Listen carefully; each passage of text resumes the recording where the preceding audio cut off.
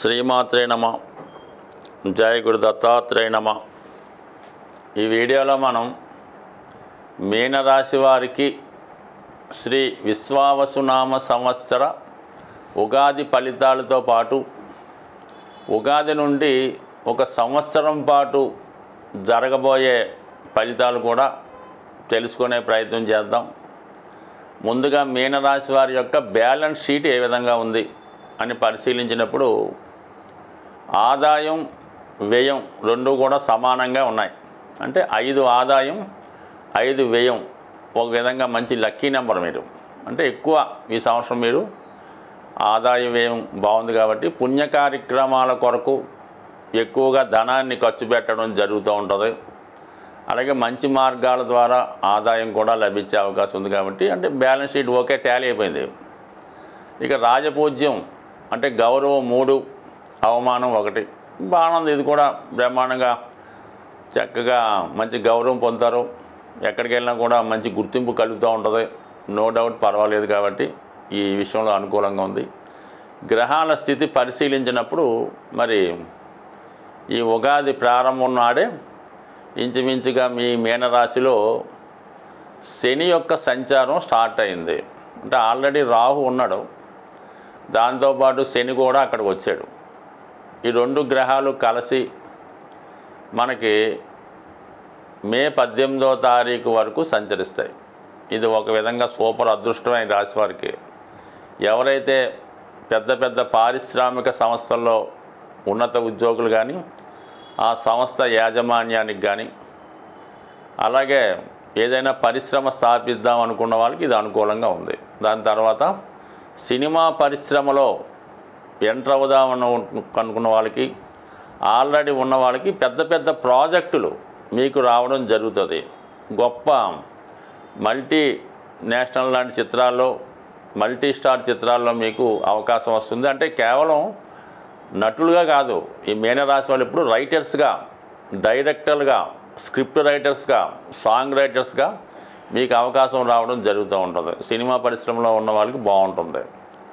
అలాగే సాఫ్ట్వేర్ రంగంలో ఎంటర్ అవుదాం అనుకున్న వాళ్ళకి, సాఫ్ట్వేర్ సంస్థలు ప్రారంభిద్దాం అనుకున్న వాళ్ళకి ఇది చక్కని అవకాశం అన్నమాట. మొత్తం మీద ఒక పెద్ద మొత్తంలో మీ యొక్క స్టార్టింగ్ కాబోతుందన్నమాట. అది ఏదైనా మీ యొక్క ప్రయత్నం బట్టి ప్రయత్నం గొప్పగా ఉంటుంది. చాలా మంచి, చాలామందికి ఉపాధి కల్పించే విధంగా మీరు మారబోతున్నారు. దాన్ని జాగ్రత్తగా మేనేజ్ చేసుకోవాలి. అంటే ఏమాత్రం తడబడకుండా, ఏమాత్రం భయపడకుండా ముందుకెళ్తే చాలా వరకు మంచి అభివృద్ధి రావడం తథ్యం.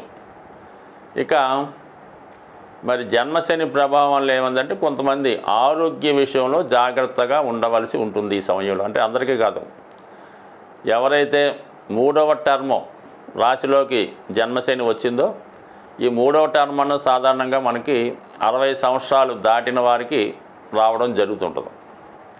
అటు ఇటుకు వాళ్ళు ఆరోగ్య విషయంలో జాగ్రత్త పడండి. దాని తర్వాత ఏంటంటే ముఖ్యంగా 60 దాటిన వాళ్ళు, అంటే 60 కాదు 3వ టర్మ్ వచ్చిన వాళ్ళు ఎవరైనా ఉంటే ఆరోగ్య విషయంలో జాగ్రత్త. ముఖ్యంగా కాళ్ళకి దెబ్బ తగలకుండా చూసుకోవాలి. అంటే కాళ్ళు మేకులు గుచ్చుకోవడం కానీ, ఈ షుగర్ ఉన్న వాళ్ళకి కాలు ప్రాబ్లం రావడం కానీ జరగవచ్చు. కాబట్టి మీనరాశి పాదాలకు చిహ్నం కాబట్టి కంపల్సరీగా పాదాలకి దెబ్బలు తగలకుండా చూసుకోవడం అంటే అందరికీ వర్తిస్తుంది. ఎక్కువగా పెద్ద వయసు ఉన్న వాళ్ళకి బేగా తగ్గడం కష్టం కాబట్టి వాళ్ళు జాగ్రత్తగా ఉండాలి. ఫస్ట్ టైం అన్నది విద్యార్థులకు వస్తుంది. అంటే 25-30 సంవత్సరాల లోపు ఉన్న వాళ్ళకి ఫస్ట్ టైం కాబట్టి జన్మశని వాళ్ళు విద్యా విషయంలో జాగ్రత్తగా ఉండాలి. మధ్య వయస్కులకి సెకండ్ టర్మ్ కాబట్టి వాళ్ళు మొత్తం వ్యసనాలకి జోలికి వెళ్లకుండా, ఇతరుల యొక్క విషయాలు మనం కలజేసుకోకుండా, వ్యసనాలకి వెళ్లకుండా, ఇతరుల యొక్క జోలికి వెళ్లకుండా జాగ్రత్తగా ఉండటం మంచిది. మొత్తం మీద జన్మశని మాత్రం మిమ్మల్ని చాలా ఇబ్బంది పెడుతుంది. అయితే చాలా బిజీగా నిస్వార్థంగా ఉంటూ శారీరక శ్రమ చేస్తూ ఎక్కువ కాయ కష్టం చేసుకున్న వాళ్ళకి, శరీరాన్ని ఎక్కువ శ్రమ పెడుతున్న వాళ్ళకి, కష్టపడుతున్న వాళ్ళకి, ఖాళీ లేకుండా పనిచేస్తున్న వాళ్ళకి మాత్రం చాలా టాప్ ర్యాంక్కి మాత్రం తీసుకెళ్ళిపోవడం జరుగుతుంటుంది బికాజ్ రాహు వల్ల. ఇక దాని తర్వాత ముఖ్యంగా ఈ రాహు ఉన్నాడు కదా మనకి మే 18వ తారీఖున వక్ర గమనంలో కుంభరాశిలోకి తన యొక్క స్వక్షేత్రంలోకి ప్రవేశించడం జరుగుతూ ఉంటుంది. అప్పుడు ఏమవుతుందంటే సాధారణంగా మీరు ఏదన్నా ఒక భారీ పరిశ్రమలో స్పెక్యులేషన్ ద్వారా ఇన్వెస్ట్మెంట్ చేసే అవకాశం ఉంటుంది. అయితే అది తీసుకెళ్తే బాగా పైకి తీసుకెళ్ళచ్చు, లేదా అధపాలానికి తీసుకోవచ్చు. అంటే మొత్తం మీద జాగ్రత్తగా నిర్ణయం తీసుకొని మోసపోకుండా పెట్టుబడి పెట్టాలి తప్ప డబ్బులు ఉన్నాయి కదా అని పెట్టుబడి పెడితే మాత్రం నష్టపోయే అవకాశం ఉంది. చాలా జాగ్రత్తగా ఇన్వెస్ట్ చేసుకోవాలి.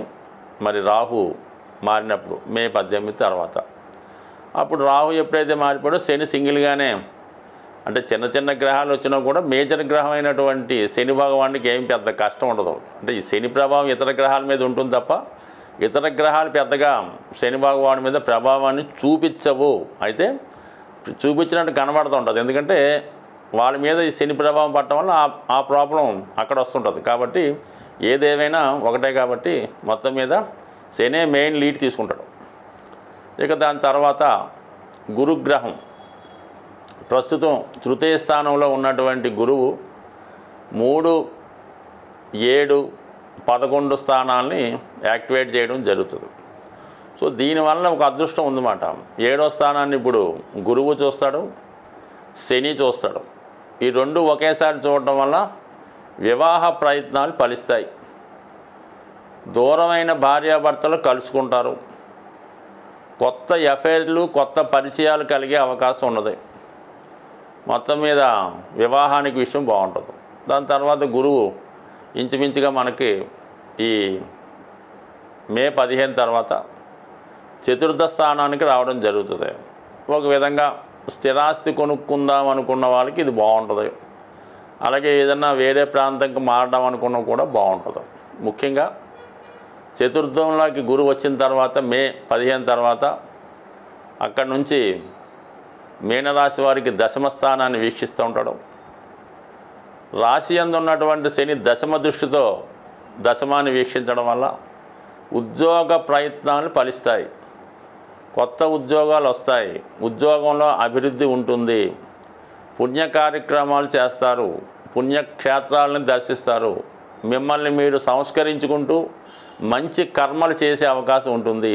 అలాగే పెద్దవారి యొక్క రుణం తీర్చుకోవడం, ఏదైనా ఒక క్షేత్రాన్ని దర్శించడం, ఇవన్నీ కూడా ఈ దశమ స్థానాన్ని ఈ రెండు శుభగ్రహాలు అనుకుందాం.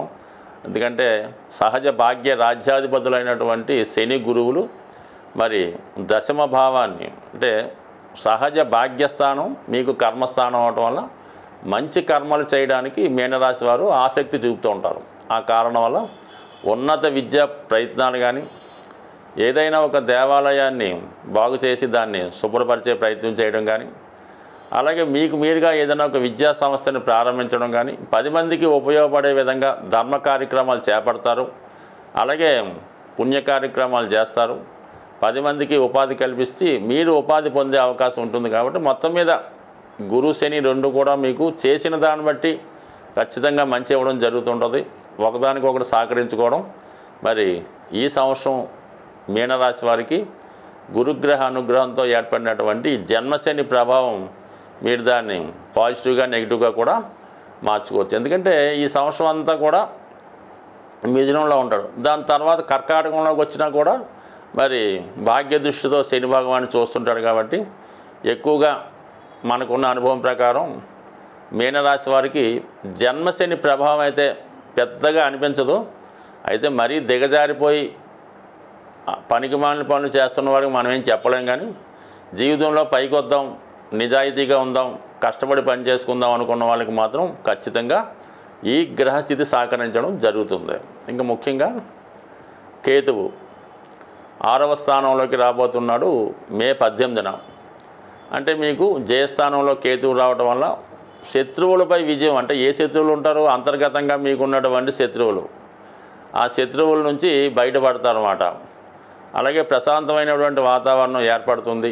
ధర్మ కార్యక్రమాలు ఎక్కువగా చేపట్టే ప్రయత్నం జరుగుతుంటుంది. అంటే ఫర్ ది సేమ్ టైం 6వ స్థానంలో సాటర్న్ కొద్దిగా అనారోగ్య సమస్యలకు కూడా కారణమవుతుంటాడు. అంటే లగ్నంలో పాపగ్రహాలు ఉన్నా, 6వ స్థానంలో పాపగ్రహాలు చేరినా చాలా వరకు హెల్త్ సడన్గా ఇబ్బంది పెట్టడం జరుగుతూ ఉంటుంది. ఇక్కడ ఎప్పుడు కూడా ఈ యొక్క ఆయుష్ విషయం సాధారణంగా గోచార ఫలితాల్లో చర్చించకూడదు. కానీ పీఠిక మీద అంటే జాతక చక్రంలో లిఖించినప్పుడు మీ ఆయుష్ తీరిపోయిన తర్వాత మాత్రమే కొన్ని ఇబ్బందులు వస్తుంటాయి తప్ప ఆయుష్ బాగున్నంతకాలం మీకు ఏది కూడా ఇబ్బంది రాదు. ఏ పాపగ్రహం వచ్చినా ఎక్కడికి వచ్చినా ఆపరేషన్లు జరుగుతాయి అంతా ఒట్టి మాట. మీ ఆయుష్ 70 సంవత్సరాలు ఉంటే 70 సంవత్సరాల దాకా ఏ ప్రాబ్లం రాదు. 90 ఉంటే 90 దాకా రాదు. అందువల్ల ఇప్పుడు రాశిలో శని రాహులు ఉన్న 6లో కేతు వచ్చినా ఇవన్నీ కూడా టెంపరీగా చిన్న అస్వస్థత గురయ్యే అవకాశాలు ఉంటాయి తప్ప, ఎందుకంటే జన్మశని థర్డ్ టైం వచ్చిన వాళ్ళు కొద్దిగా జాగ్రత్తగా ఉండడం మంచిది. వాళ్ళు ఎక్కువగా శివనామస్మరణ, మృత్యుంజయ మహామంత్రం చదువుకోవడం, ప్రశాంతమైన జీవితం కారణం ఉండడం వల్ల ఆయుష్ పెరిగే అవకాశం ఉంది. ఎప్పుడు ఆయుష్ అన్నది మంచి పనులు చేయటం వల్ల, ఎటువంటి బాధ్యతలు లేకుండా పెట్టుకోకుండా ప్రశాంతంగా హ్యాపీగా ఉండు వాళ్ళ ఆయుష్ ఎప్పుడు పెరుగుతూ ఉంటుంది. పాపపు కార్యక్రమాలు చేస్తూ నిరంతరం ఎవడి మీద ఒకడి మీద ద్వేషం పెంచుకుంటూ పగతో రగులుతున్నవాడు ఆటోమేటిక్గా ఆయుష్ తగ్గిపోవడం జరుగుతుంటుంది. కాబట్టి రోగాలు కూడా అంతే, కేవలం మీరు హ్యాపీగా ఉంటే ప్రశాంతంగా ఉంటే ఏ రోగం మీకు రాదు. కాబట్టి ఎస్పెషల్లీ మీనరాశి వారు చాలా వరకు ఈ సంవత్సరం అంతా కూడా చక్కని వాతావరణంలో భగవన్నామ స్మరణతో, అంటే మీ కార్యక్రమాలు మీరు చేసుకుంటూనే కొంతకాలం పాటు దైవారాధనకి కేటాయించడం వల్ల, విష్ణు సహస్రనామం లాంటి పారాయణ చేయడం వల్ల చాలా చక్కని జీవితం మీకు లభించే అవకాశం ఉంది. స్వస్తి. అమ్మయ్య. ఈ ఉగాది సందర్భంగా ద్వాదశ రాశుల వారికి చక్కని పరిహార మార్గం తెలియపరచడం జరుగుతుంది. సాధారణంగా ప్రతి ఒక్కరికి ఉన్నటువంటి సమస్యల్లో ఆర్థికపరమైనటువంటి సమస్య, రుణ బాధలు, ధనం సరిపోవడం ఒకటైతే, మరి కొంతమందికి అనారోగ్యపరమైనటువంటి సమస్యలు, హెల్త్ ఏదో రకంగా ఇబ్బంది పెడుతుంటుంది. అంటే సాధారణంగా ఈ అనారోగ్య సమస్యలు బయట వారికి అర్థం కావు. ఆరోగ్యంగా ఉన్నవాడికి అనారోగ్య సమస్యల గురించి పెద్ద అలాగే అనుకుంటాడు తప్ప పెద్దగా ఇతనికి దాని గురించి పెద్ద బాధ ఉండదు. అనారోగ్యంతో బాధపడుతున్న వాడికి ఆ బాధ తెలుస్తూ ఉంటుంది. అలాగే ఆర్థిక పరంగా బాగుండి ఎటువంటి లోటు లేని వాడికి ఆర్థిక సమస్యలు అర్థం కావు. ఆర్థిక సమస్యలు ఎలా ఉంటాయి, అది ఉండడం వల్ల ఏ విధమైన ఇబ్బందులు ఉంటాయని కొంతమందికి అర్థం కాదు. ప్రస్తుతం ఉన్నటువంటి జనరేషన్లో చాలామందికి, అంటే ఇప్పుడున్నటువంటి పిల్లలు, చదువుకున్న పిల్లలు ఉన్నటువంటి జనరేషన్లో ఉన్నటువంటి స్టూడెంట్స్కి అసలు ఫైనాన్స్ ప్రాబ్లం అంటే తెలీదు, అసలు ఆకలి అంటే ఎలా ఉంటుందో కూడా తెలీదు. అంటే ఇది ప్రస్తుతం వీటన్నిటికీ ఏదైనా చక్కని ఆరోగ్యం, మంచి ఫైనాన్షియల్ పొజిషన్ ఇవ్వాలంటే దానికి మనం ఆరాధించవలసినటువంటి గ్రహం, ఏకైక గ్రహం సూర్య భగవానుడు. సూర్య భగవానుడు అనుగ్రహం ఉంటేనే ఈ రెండు, ఆరోగ్యం, ఐశ్వర్యం రెండు కూడా లభిస్తాయి. మిగతా గ్రహాలు ఎలా ఉన్నా మనకు అనవసరం. ఒక్క రవి బలంగా ఉంటూ రవిని పూజించుకుంటే 100% ఆర్థిక సమస్యలు, అనారోగ్య సమస్యల నుంచి బయటపడవచ్చు. అందువల్ల ఏంటంటే మరి ప్రతి ఒక్కరూ కూడా ఈ ఉగాది నుంచి సూర్య భగవానుడిని ఆరాధిస్తూ ప్రతిరోజు సూర్య నమస్కారం చేసుకొని ఆదివారం నియమంగా ఉండడం.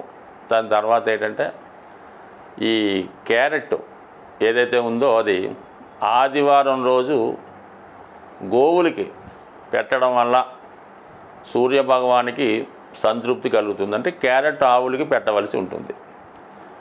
సూర్యునికేమో అవకాశం ఉన్నవాళ్ళు ఆదివారం రోజు పాయసం, అంటే గోధుమ నూకతో చేయనటువంటి హల్వా కానీ పాయసం కానీ నైవేద్యంగా పెట్టవలసి ఉంటుంది.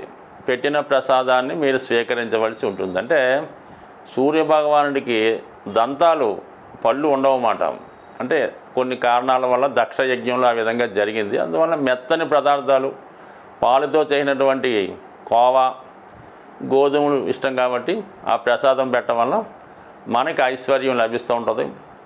టెక్నిక్గా చూడండి, మీరు మన మామూలు వరి అన్నం కన్నా ఈ గోధుమ రొట్టి ఎవరైతే తింటూ ఉంటారో ఎక్కువ, అంటే 2 పూటలు కూడా తినచ్చు, వారి యొక్క ఐశ్వర్యానికి, సంపదకి మామూలుగా మన వరి అన్నం తినే వాళ్ళు ఒకసారి కంపేర్ చేసుకోండి. అంటే రవి అనుగ్రహం ఈ గోధుమ వినియోగం వల్ల రాస్తుంది కాబట్టి నానబెట్టిన గోధుమలు కూడా ఆవుకి పెట్టడం వల్ల, క్యారెట్ పెట్టడం వల్ల, మీరు కూడా అవి ఆహార పదార్థాలుగా తీసుకోవడం వల్ల అది కంటి చూపు పెరుగుతుంది, ఆరోగ్యం పెరుగుతుంది, ఐశ్వర్యం కలుగుతుంది, ఆరోగ్యం కూడా కలుగుతుంది. బట్ ఏదైనా సూర్య ఆరాధన, సూర్యాష్టక పారాయణ, ఆదిత్య ఉదయం నేర్చుకుంటే, చదువుకుంటే మొత్తం ఏ గ్రహ పరిహారానికైనా ఒకటే సమస్య, సూర్య ఆరాధన. స్వస్తి.